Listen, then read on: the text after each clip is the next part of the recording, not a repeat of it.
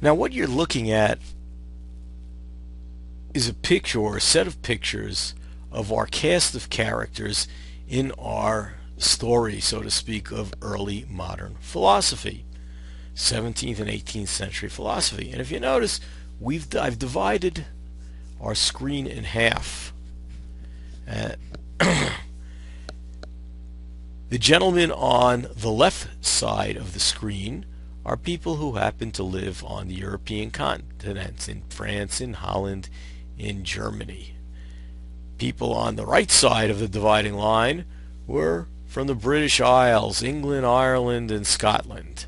Some of these names you might have heard of, some not. René Descartes, the father of modern philosophy, Baruch Benedict Spinoza, Gottfried Wilhelm Leibniz, Immanuel Kant. The guys on the upper line are the more widely recognized, the first tier philosophers, you might say. Going over to the British side, we have Thomas Hobbes, that you might have heard about when we talk about the American government. We'll get to that later.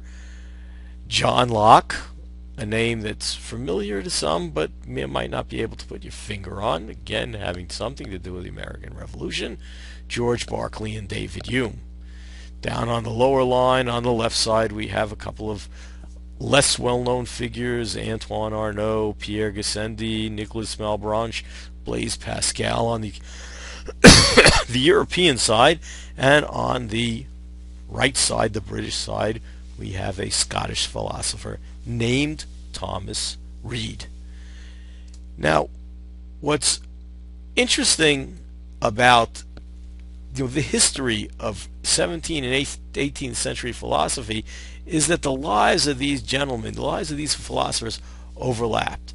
If you see right at the top, Descartes, Spinoza, Leibniz, their lives overlapped. Hobbes overlapped with Locke. There was an overlap with Berkeley, between Berkeley, Hume, and Kant, to stick to the major, the major guys, the people who are considered the first tier people.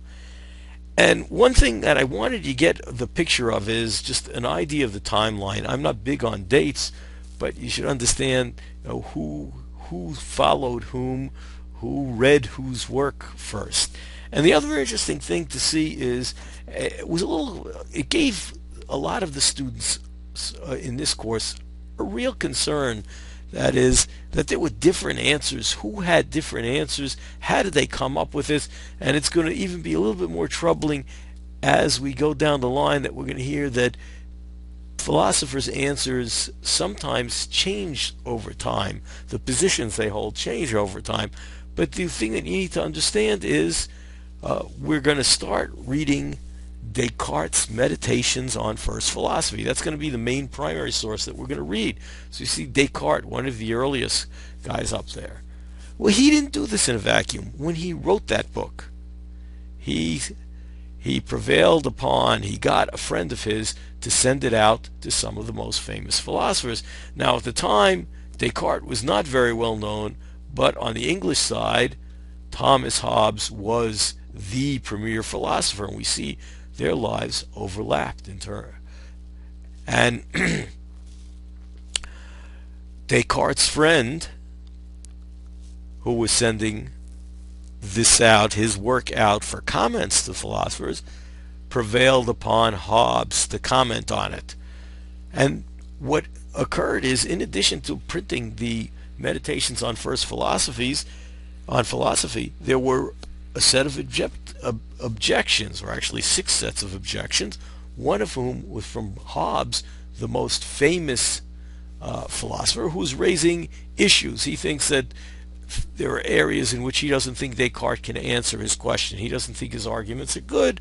And in this book, Descartes actually replies. So there is a back and forth. In fact, that's where some of the second tier guys come. They're not as well known, but Arnauld, for example, wrote a set of responses, a set of objections to Descartes' Meditations.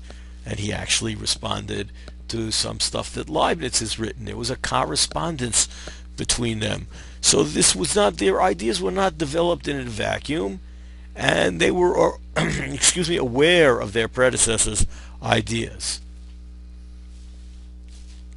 But now we're going to turn to taking a look at some of the positions that the philosophers held and why we may have heard of them or why they were subsequently, regarded as famous or prominent philosophers.